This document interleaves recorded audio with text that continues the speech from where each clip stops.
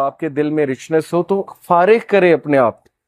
Time نکالیں اللہ تعالیٰ کے لیے، اور پھر دیکھیں آپ کے مسئلے کیسے حل ہوتے۔ کئی لوگ سے میں نے سنا ہے، ایک بھائی بہت مشکل سے گزرے تھے، 2 سال پہلے کا واقعہ ہے، اور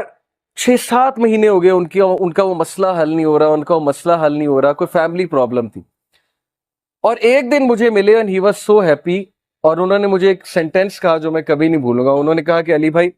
all it took was one تہجد، that's it۔ لیکن 6 مہینے مجھے کبھی ٹائم نہیں ملا، مجھے لوگوں سے ملنے کا ٹائم مل گیا، مجھے لوگوں سے کہانیاں سنانے کا ٹائم مل گیا، لوگوں کی سننے کا ٹائم مل گیا، لیکن تہجد کا ٹائم نہیں مل رہا تھا۔ all it took was one تہجد، اور میرا مسئلہ حل ہو گیا۔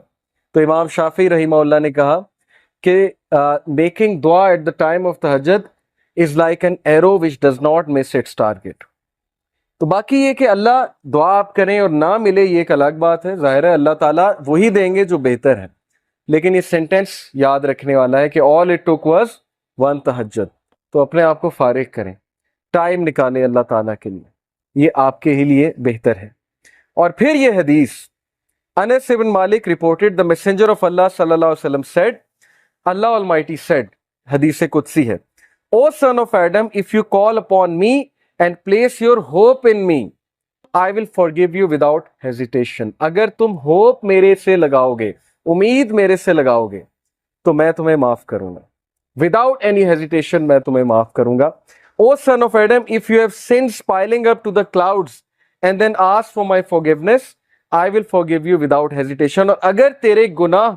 آسمان تک جا رہے ہیں اور آسمان کی طرح پائل اپ ہو چکے ہیں، کلاؤڈز کی طرح، یعنی اتنے سنز ہو چکے ہیں کہ تم اسراف کر چکے ہو، اور تم مجھ سے معافی مانگو گے، میں تمہیں معاف کروں گا، لیکن سچے دل سے توبہ کرو گے، میرے پاس آؤ گے، میرے سے بات کرو گے، مجھے ریکگنائز کرو گے، تو میں تمہیں معاف کروں گا۔ تو کویسچن یہ ہے کہ کیا ہمارے ہوپس اللہ تعالیٰ سے لگے ہیں یا ہمارے ہوپس کریشن سے لگے ہیں؟ میں یوتھ سے بات کر رہا ہوں، میں حیران ہوں کہ ہم ایک انسان کے لیے راتیں جاگ لیتے ہیں، ہم اس کے لیے اپنے ڈیسیجنز چینج کر لیتے ہیں، کیریئر کے جو ہماری لائن ہے اس کو چینج کر دیتے ہیں ایک انسان کو پانے کے لیے، ایک انسان کے پیچھے دوڑتے ہیں، اور بعد میں ہمیں کوئی خاص فائدہ بھی نہیں ملتا، بعد میں ہمیں جو ہے وہ ریگریٹ ہوتا ہے کہ میں نے اتنا کچھ کیا اور آگے سے رزلٹ جو ہے وہ کچھ بھی نہیں ہے۔ تو یہ ہیں وہ مثالیں جو اللہ تعالیٰ ہمیں قرآن مجید میں بتا رہے ہیں، حدیث میں بتا رہے ہیں کہ تم میرے سے امید لگاؤ، تم میرے پاس آؤ، تم میرے سے مانگو، پھر دیکھو کہ تمہارا مسئلہ حل ہوتا ہے کہ نہیں ہوتا ہے۔ اور امید لگانے کے حوالے سے ابن تیمیہ رحمہ اللہ لکھتے ہیں، ان کی ایک کتاب ہے kalamullah.com پہ آپ جائیں تو وہاں پر ایک کتاب ہے ابن تیمیہ کی، I think relief from distress, yes exactly یہ نام ہے،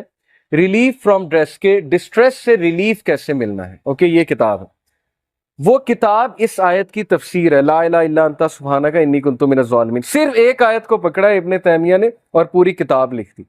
اس میں وہ ایک بات لکھتے ہیں کہ اسلاف جان بوجھ کر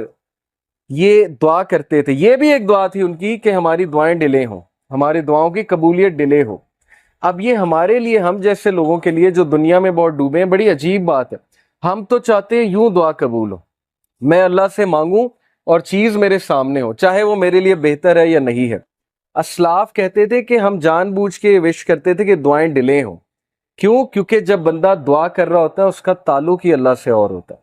تو وہ اس تعلق کو انجوائے کرتے تھے کہ ہم تکلیف میں ہیں، ہم کسی ڈسٹریس میں ہیں، بس ہم دعائیں کیے جائیں، تو یہ تعلق انہیں بہت لطف دیتا تھا۔ یہ ایک بہت ہائی لیول کی بات ہے۔ بتانا میں آپ کو یہ چاہ رہا ہوں کہ دیکھیں مصیبتیں آتی ہیں، مشکلیں آتی ہیں، انسان پر بہت سے فیزز آتے ہیں، اور اس فیز میں اگر اللہ سے آپ کنیکٹ کر جائیں تو یہ آپ کے لیے خیر ہی خیر ہے، اور اس فیز میں اگر اللہ سے دور ہو جائیں تو پھر یہ شر ہے۔